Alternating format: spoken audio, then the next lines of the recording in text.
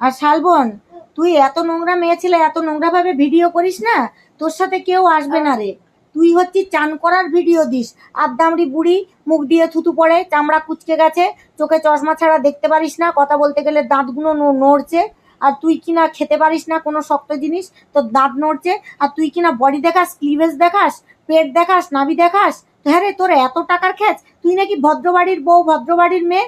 তাই এইগুলো করতে হবে, যা কর্ম করে খেটে খা। এইগুলো সোশ্যাল মিডিয়ায় না দেখিয়ে তোর চ্যানেলটাই তো সবার আগে তো নষ্ট করা উচিত কোর্টে কেস করে। কারণ তুই যে ধরনের নোংরা ভিডিও দিস, হ্যাঁ, তোর এই স্নানের ভিডিও আর নোংরা ভিডিও আর ওই জায়গার ভিডিও, আর তুই কোথায় কোথায় সাবান ঘষে ঘষে ভিডিও করিস, তোর লজ্জা করে না? ইউটিউব একটা ছোট্ট একটা বাচ্চাদের প্ল্যাটফর্ম, যেখানে বাচ্চারা কার্টুন দেখে, তুই কোথায় কোথায় সাবান ঘষে ভিডিও করছিস।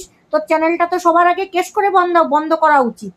কারণ যাদের বাড়ি বাচ্চা আছে তারা তো কেস করে আগে তোর চ্যানেল বন্ধ করে।